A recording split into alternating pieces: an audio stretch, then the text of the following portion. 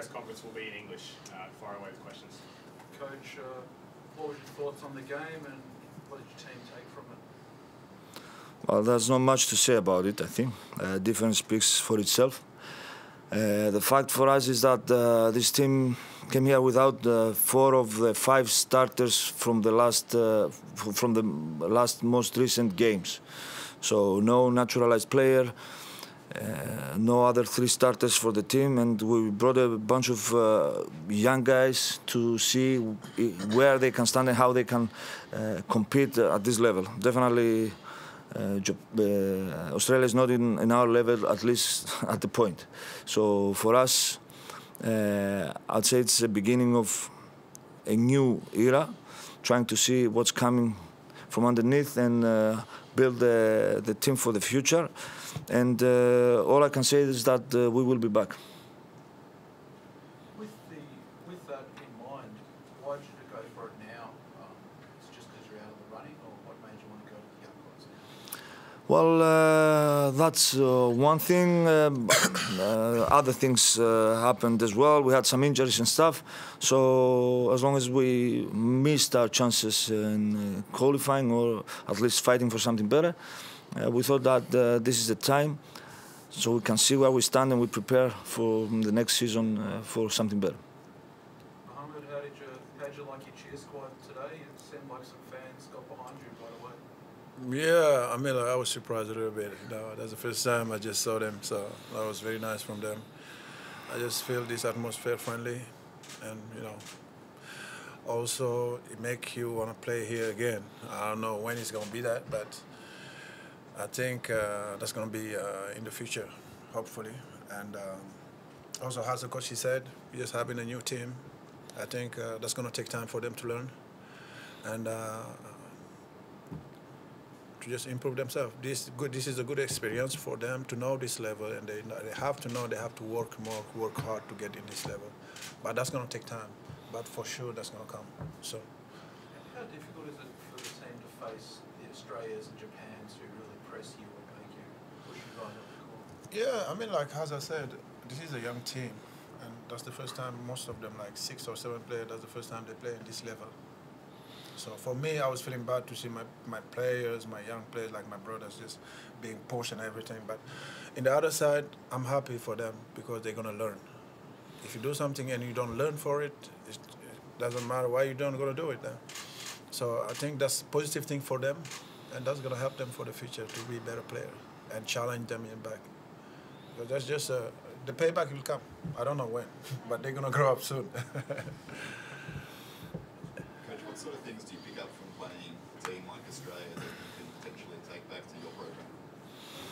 Well, of course, the defense, the full court pressure they apply, even though they can do it without committing fouls, that's something I have to learn and teach my players. I've been coaching for 25 years all over Europe and Africa and Asia. It's the first time I see a quarter finishing with 0 fouls when a team press full court, but that's irrelevant. They got the bodies to stretch the floor and play full court press. They got the athleticism. I told the coach the other day that I like their offensive system a lot. I mean, the flow they have in their offense and the read and react situations from the players, but of course it takes high-level players to execute that. So for all of us, not just for the players, everything and every game is a learning experience. But from that point on, you see what can be a good fit for your team and your personnel, and you continue. But well, I think Australia has a different profile than the one we have and the one we want to build in the team. Thank you very much. Thank you. We'll bring Australia right in.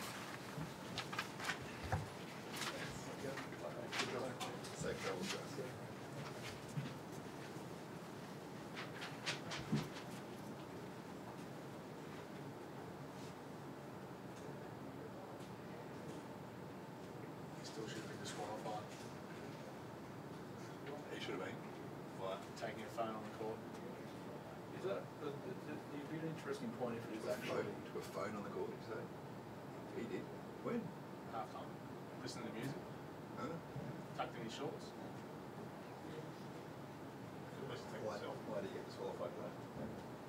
I don't know if you can, but The issue is that if you can access a phone, then someone who wanted to manipulate the game could contact you. So I don't know if AFL is doing it now, but NRL they won't let them have phones. you can't have money. Yeah. I mean, the thing that you've got to be careful of though when you say phone, was it actually a phone? Was it a digital device with things disabled that have been cleared, you know, just to have music? Because there are guys who listen to music before the game and they're warming up.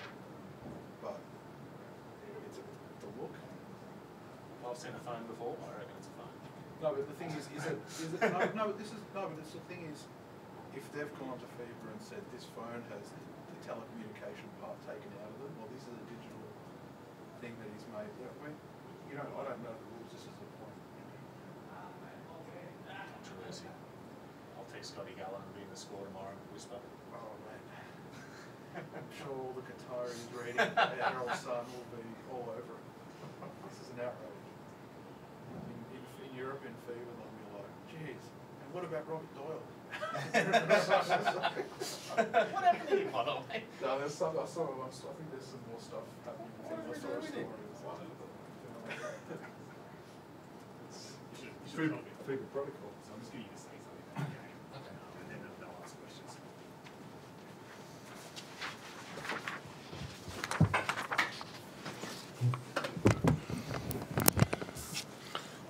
No.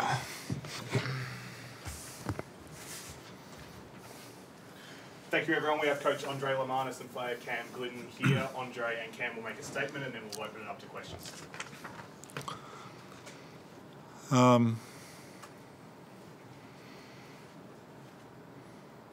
Sorry, it's the first time I've seen the stats. So, again, and I spoke to the boys in the locker room about the fact that I couldn't be more proud of the way that they've gone about their business over this entire campaign. But and tonight is just an extension, a reflection of the way they've been professional throughout. No matter the situation, I think we've always handled ourselves with class. We have built an identity with our defence, and that's certainly the way that we played tonight. We got into it defensively. We took a lot of pride in what we were doing at the defensive end. And they stuck 7 threes in the first half, which we made some adjustments. The second half, there's always things that we look to improve and get better at. And the group's just such a wonderful group to be involved with. As I mentioned the other night, we're really fortunate to have guys with this commitment and attitude representing us on the international stage. Cam, your thoughts again? Yeah, it was a tough first half, and I think we just ran away with it because of our depth. But to jump on the back of what Dre was saying, it's been just awesome to qualify for the World Cup and just awesome playing with these guys. You know, every time I myself and I'm sure the other boys put on the green and gold, it's a very proud moment, and to do it on the home floor is also a huge thing. And it's the best time playing basketball is when you put on the green and gold. So really fortunate. All the boys are really fortunate and happy that we get to play these games, and hopefully there's more to come. And great to seal it tonight in Melbourne. Andre, what do you think the number of three-pointers they had in the first half? And the guys not sort of, they're not up with the scout, or just stick a few on your... That's some of that was on us as a coaching staff in terms of the game plan coming in, and I guess what we were looking for them to do. Like we knew their forwards could shoot it. Some of the other guys we wanted to challenge a little bit, and to their credit, they made those shots, and then we made an adjustment. I thought some of it is through that instruction. Our closeouts were perhaps had a little less intent in them than you would otherwise want them to be. But again, we made that adjustment at half time, and I thought the guys did a nice job of making those changes in the second half, and we started switching some stuff in the second half to advantage and take away some things that they were hurting us with in that first half.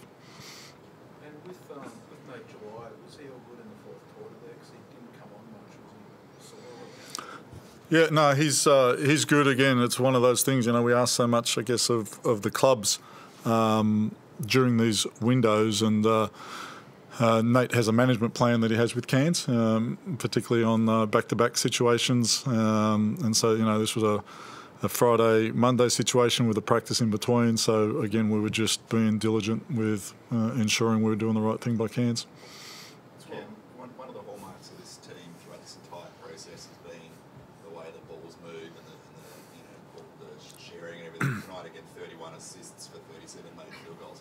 How much fun is it playing in a system like that where you know that if you get yourself in the right spot, you'll probably get a good look? Yeah, it's great. Obviously, we've got a lot of talent and a lot of depth, and that's why we tend to wear teams down, I think, in the Asia region. But yeah, we run an offense where the ball's moving. There's not much just walking down, pick and roll, and let two people play. We let everyone play, and it can be anyone's night, and I think that's why we're so dangerous, you know. Obviously, some guys probably didn't play their best last game, but they played great tonight, and vice versa. So it's obviously very hard to scout a team that has 12 really talented players, and if we weren't using that depth, I don't think it'd be very smart. So it's good that we do. And the difference in shooting tonight between the other night, where you guys really struggled from long range, was some of that just feeling a bit freer, knowing that you're already qualified, or just the way the game played out? Just the way the game played out. I don't think it was anything like that. Obviously, in the last quarter, got away from them a bit, and there was a lot of open ones to have, but a little bit of it's just getting used to those balls after we play NBL. But no, I wouldn't say anything about feeling free or monkey off our back or anything like that. We just had a great shooting night tonight.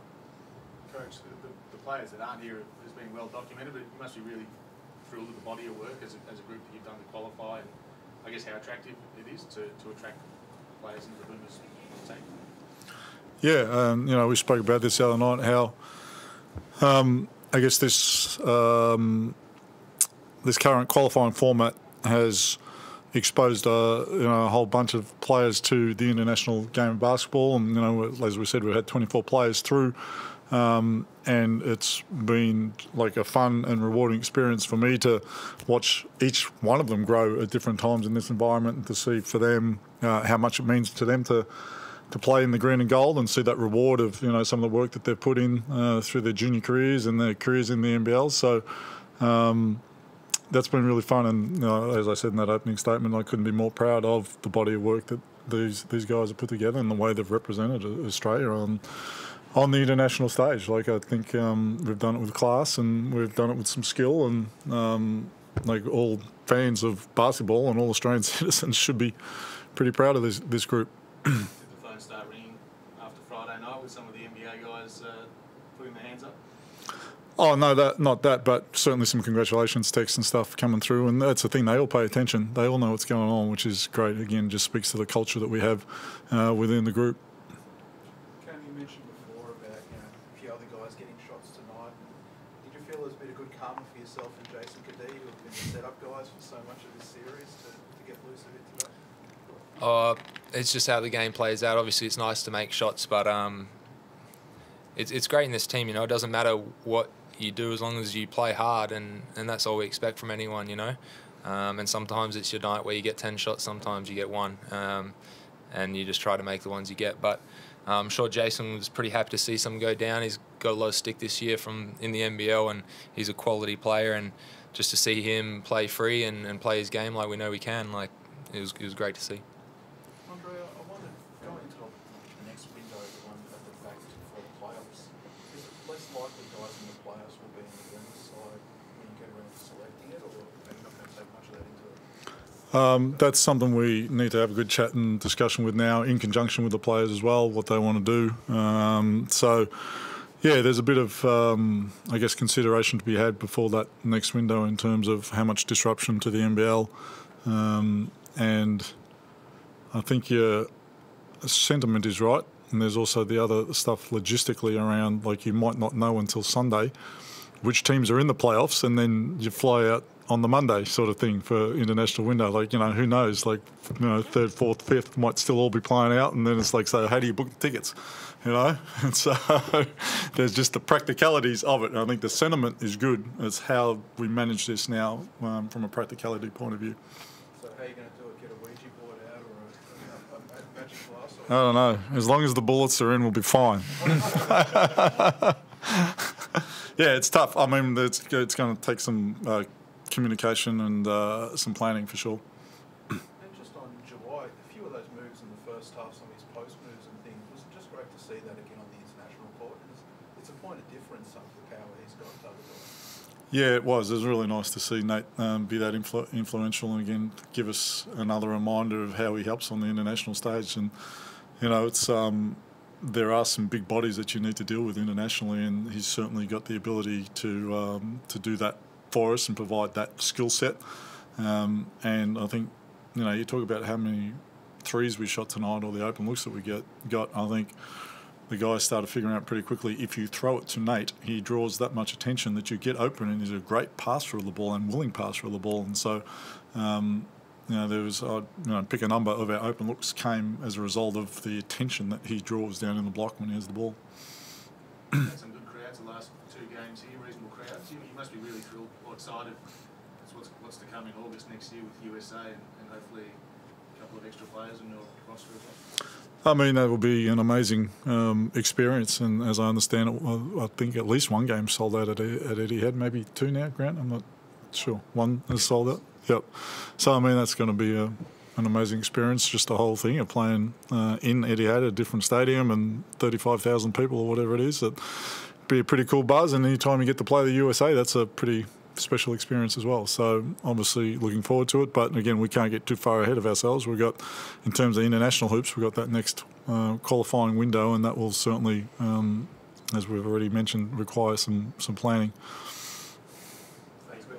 Good on you. Thanks, fellas. Thank you. Thanks,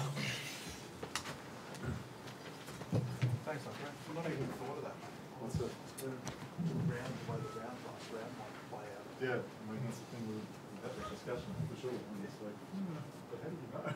Maybe exactly. You know, it might be set, but it may not be. If history teaches anything, there's always 2 spots. In the MBL for sure. Thanks, mate. Good on you. Thanks, Just guys. pay for those shoes, right? Hey? You pay for those shoes. No, Delhi's looking out.